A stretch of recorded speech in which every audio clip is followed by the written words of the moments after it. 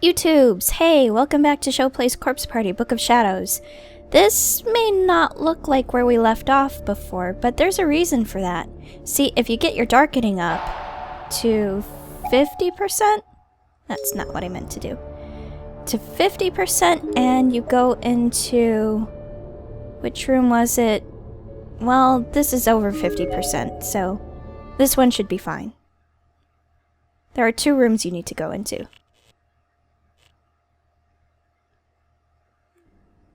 I think I already did this one. But I didn't examine this, and I should have. It's like a pomegranate.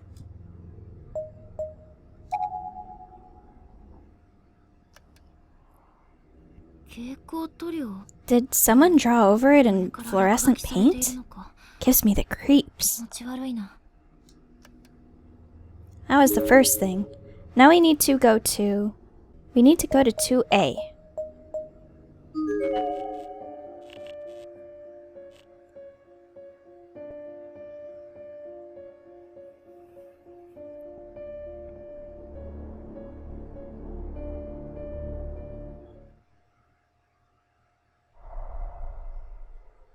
We can check the blackboard. The following words were scrawled on the blackboard. I'm going to tear you all inside out. I can kill the blackboard, so... I mean, yeah, I'm gonna.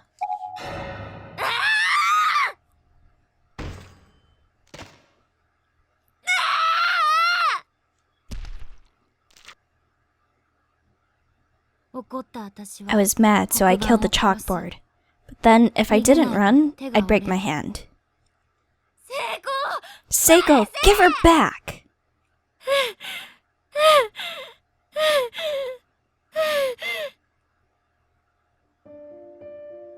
I probably won't find all of them, but I figured that was funny enough to show, so... back to the story! She didn't respond, but she didn't have to. This was definitely Seiko. I can't see you very well. Come a little closer, please. Let me see your face. I drew in towards Seiko, who was sitting on the ground and resting my hand on her shoulder. And then I wrapped my arms around her. I still couldn't see her face. I thought it might be because of the dim light in the room. But no, that wasn't it. Something was very wrong here. Seiko wasn't moving an inch. And that's when I realized... her skin was cold.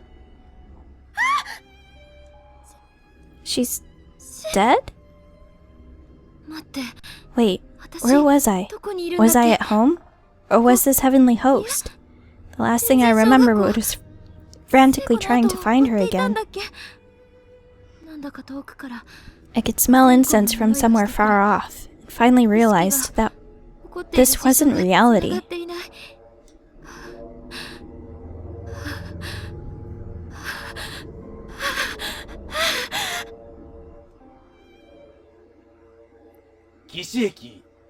Now arriving at Kishi Station.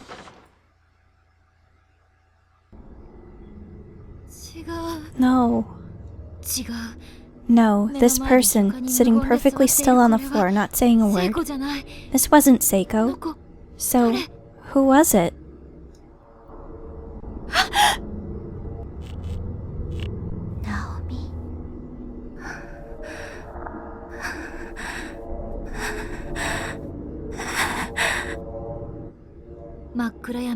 Within the unyielding darkness, I knew that whoever it was taking Seiko's shape was coming toward me.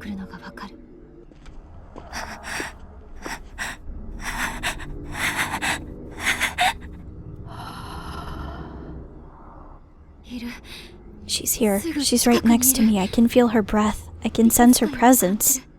Oh, I can feel that in my ears. Who are you? I'm your friend, with the broken neck, remember? This is the future, where you make me die.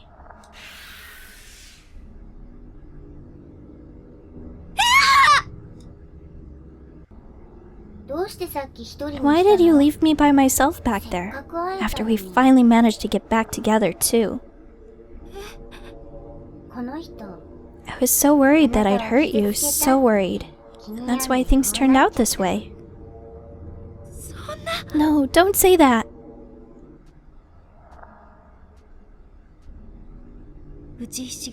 As I lay there stricken with grief, I heard the footsteps of a child approach.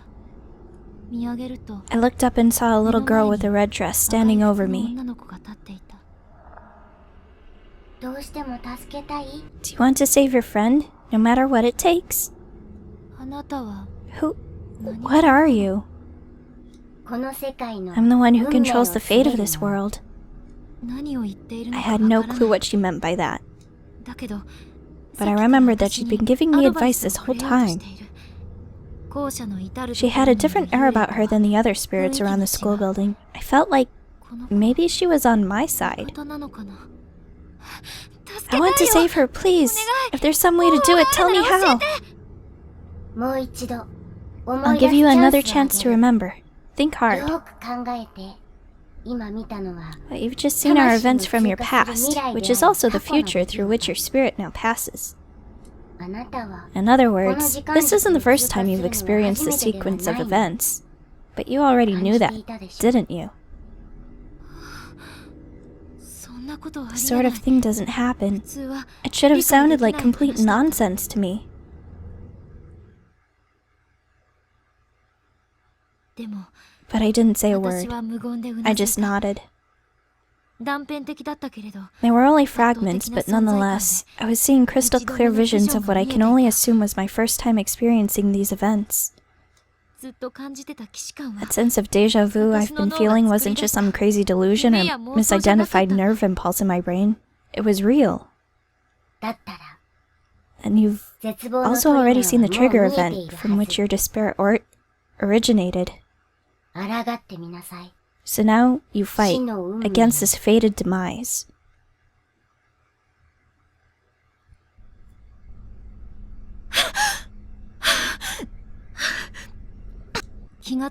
When I came back to my senses, I found myself standing in the hallway on the 3rd floor of the school building. When did I get here? How long had I been here? I looked down and sure enough, there were puddles of black all around me. It was that viscous fluid that had been spilling out from inside me. A palpable manifestation of dread spreading out across the floor. But this was no time to sulk. I had to think about Seiko. I left her all by herself. Again! I wonder if she's still in the custodian's room. That sound was coming from inside the bathroom. It was a violent banging coming from one of the stalls. With a lump in my throat and a shiver down my spine, I slowly crept in to take a look. There was an eerie stillness in the air within the girls' lavatory. It didn't feel like there was anyone else in there with me, but I sensed a slight movement on the 3rd stall door from the back. I'm gonna open it. This was the source of all the bad feelings and uncomfortable premonitions I'd been having. I knew what I was going to find. I remembered this future.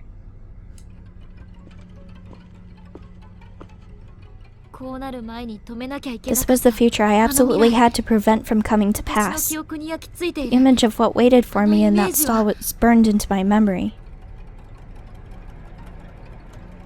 Don't be Seiko, don't be Seiko! And it was now a reality. Seiko! You're still alive? I'll save you.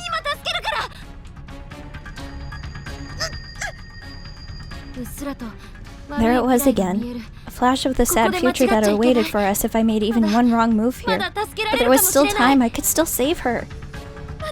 Hold on. I'll get you down. But how? Her noose was pretty high off the ground. I needed some way to get up to her neck height in order to pull her down safely. Something to stand on? I'll use the bucket outside. I'll be right back, Seiko. Going to go get something to stand on. I hurried out into the hallway to grab the bucket I'd seen sitting on the ground there earlier. If I were to stand on that, I was certain I could reach Seiko's neck, even at my height. How tall are you?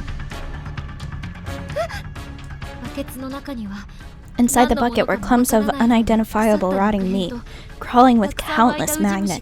The sight alone was nauseating. Yeah, go on with the magnets. This was no time to be grossed out. Seiko's life was on the line. I picked up the bucket in surprisingly little hesitation. After dumping its contents onto the ground, I held the dirty bucket tight against my chest and rushed back into the bathroom. I will save you. I will.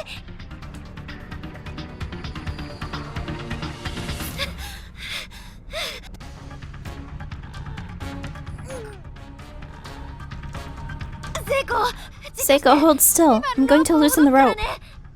I threw the bucket onto the floor upside down and stepped on it like a footstool. Sure enough, this gave me the lift I needed to reach Seiko's neck. This would work. I was going to save her.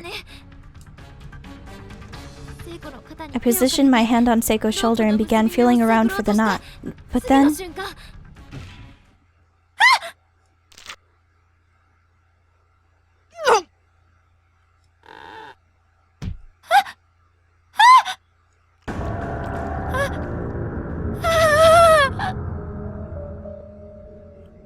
The bottom of the old rusted bucket had given way. I lost my footing and fell, inadvertently pulling down on Seiko's body. Her thin neck snapped easily.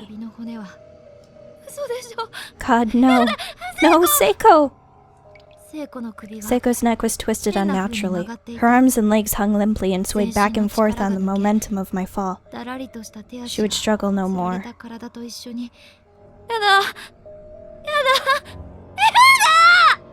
I could still feel the sensations of that last moment on my hand. I was responsible for this. I broke her neck. I killed Seiko. I clasped my hands on either side of my head and curled up into a futile squat. This was all predestined to happen. It was an inescapable fate. But somehow, I should have been able to change it. Fear, despair, and anger were all swirling around inside my head. I couldn't do a thing to quell them. I knew what was going to happen. I knew it. But I couldn't stop it. What the hell was wrong with me? I just went through the same motions as before. I made the exact same mistake, and now... Seiko...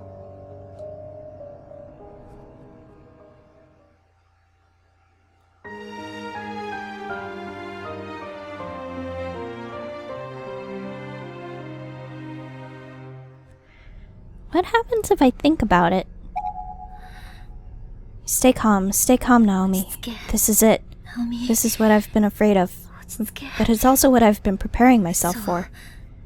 This was the source of all the bad feelings and uncomfortable premonitions I'd been having. I knew what I was going to find. I remembered this future. So, not much else different. I'm gonna think of something else.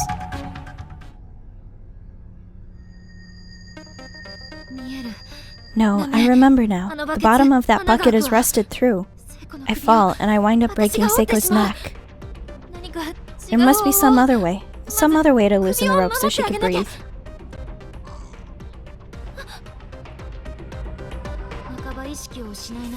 Though only half conscious, Seiko was thrashing about wildly, frantically squirming for air.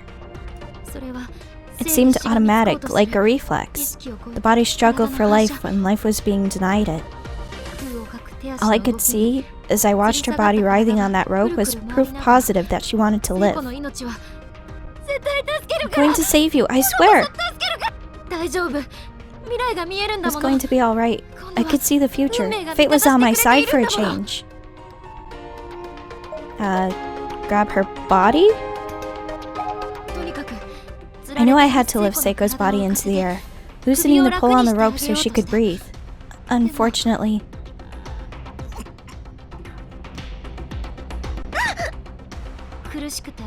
While writhing, Seiko inadvertently kicked me square in the jaw.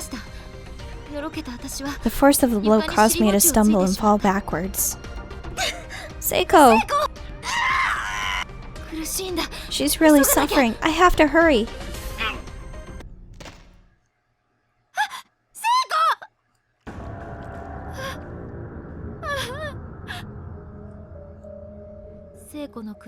Seiko's neck was twisted unnaturally.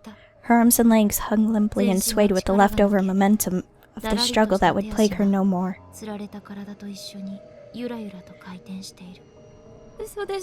God, no. No, Seiko! Again!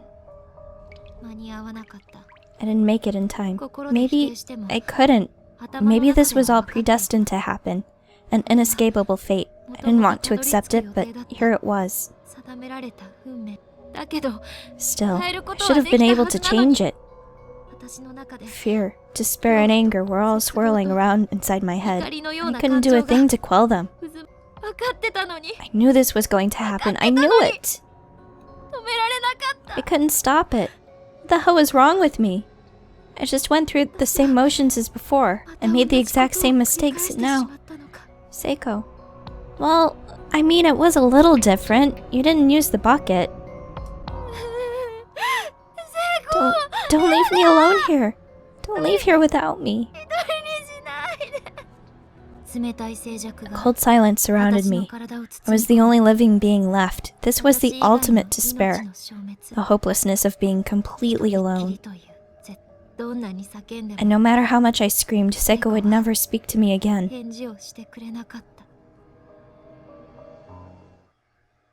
Gotta save her.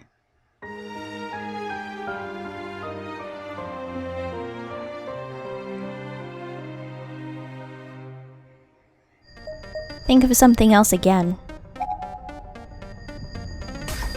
No, wait. I remember this too. If I try to lift her, I'm just going to end up pulling her down harder and breaking her neck.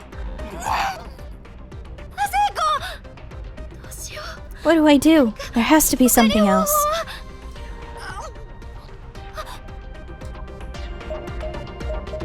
Hoist her up on your shoulders. That was it. I needed to lift her higher up. I quickly ducked under Seiko's body and forced myself between her wildly flailing legs until she was sitting on my shoulders. I then put everything I had into my back muscles, standing up and lifting her into the air. This created enough slack in the rope that the upper half of Seiko's body, weakened as it was, naturally collapsed against the back wall. Thinking fast, I took a step forward and actively pushed her into it, holding her in place so her head wouldn't drop down again.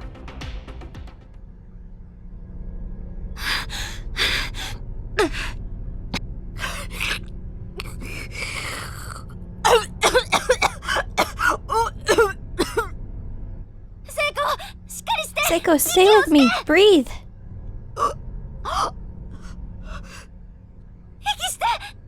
Breathe! Breathe! Seiko's okay. Going to get you out of this rope now, okay? Just hold still. All the hair on my body was standing on end. I actually did it. I averted fate. I prevented Seiko's death. I could feel it throughout my being. I had just stepped into a new world, a new destiny. It was an odd sensation. My deja vu, my memories. That horrible future had ground to a halt. I had no idea what would happen from now on. It seems the only memories I retained from that other timeline were the ones relating to my dearest friend's demise.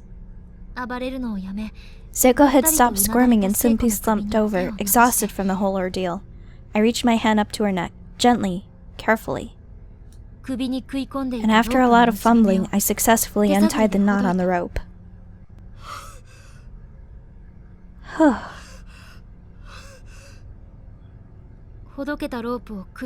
Pulling the slack noose off Seiko's neck made a sort of crackling sound with each yank. I was in awe of how much force that rope had exerted.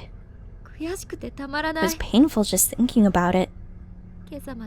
Up through this morning, she was all smiles and laughter. She was always thinking about me, and always so kind and outgoing. Why did something so horrible have to happen to her? But there was nothing to be afraid of anymore. Seiko and I now bypassed the sad fight that previously awaited us. As long as the two of us were together, we'd make it through this. I looked down at Seiko, still breathing, and sobbed. I led Seiko out of the stall and gently laid her down on the bathroom floor. She was too weak to go any farther just yet. Seiko, you idiot, why would you try to hang yourself?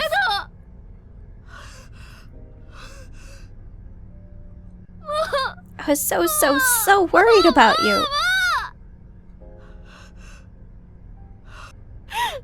You have no idea.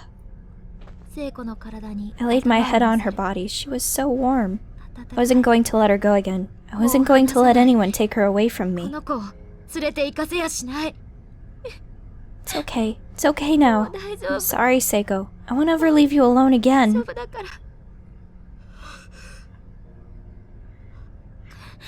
Do you understand? Can you see me? It's me, Naomi. What is it?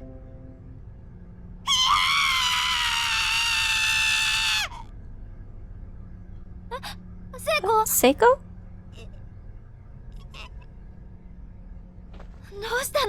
What's wrong? It's me. It's me. Seiko wasn't acting like herself. She was regarding me as if she'd seen a ghost. Her face was plainly painted with abject fear from the very depths of her soul. She stumbled to her feet clumsily, then hastily darted out of the room.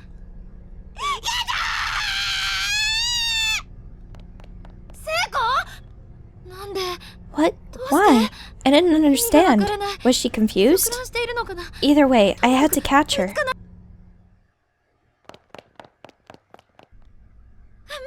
Wait, tell me what's wrong. It's me, Naomi. I kept pace with Seiko's frantic, unsteady sprinting as she turned the corner and headed down the staircase. And then...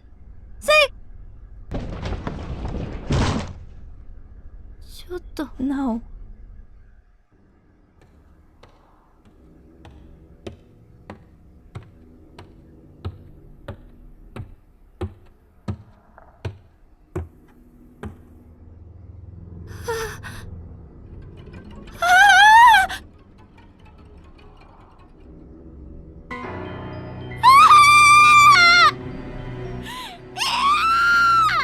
Right, the string. She ran into the string. Why? Why, Seiko? I saved you. I just saved you.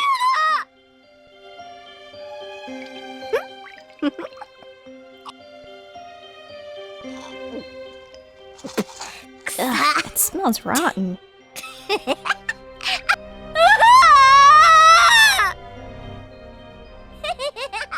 Ah, poor you. Poor you. Did you really think you could save her? When someone's fate passes through these halls, it locks in place forever. Don't you see? If your destiny is to die here, then that's what's going to happen, no matter what.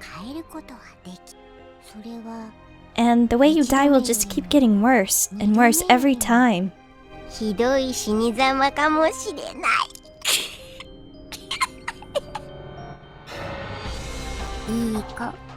Good girl. Good girl. Don't worry. I'll gladly extract all your painful memories for now. This isn't your first time here after all, right? We have all the time in the world to savor all the new, unspeakable ways your friends can die.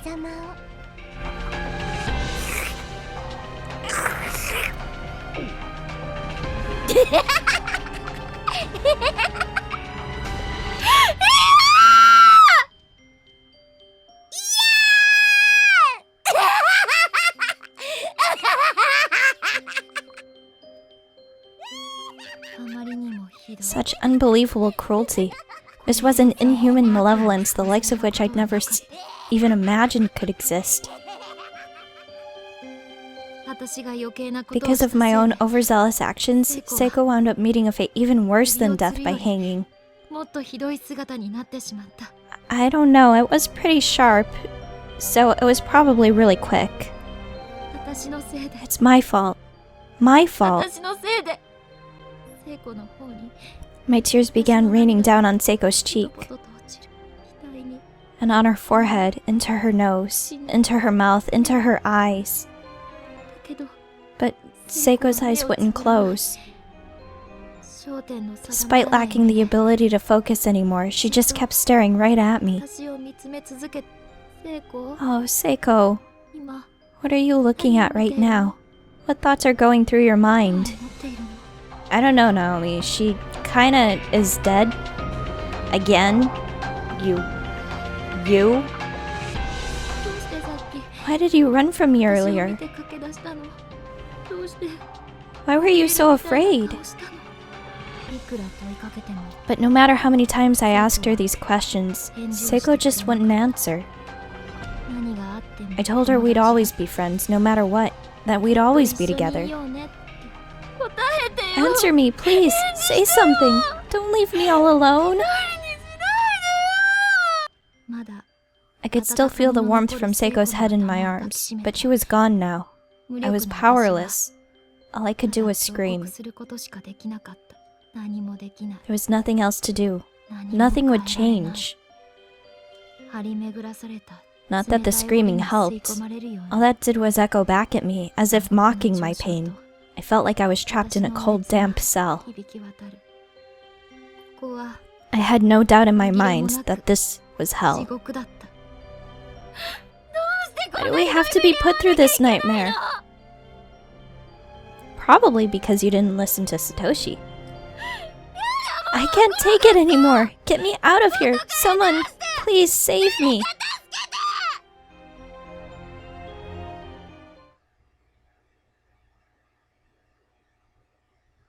That's the end of chapter 1. And the end of this episode. I'll see you next time.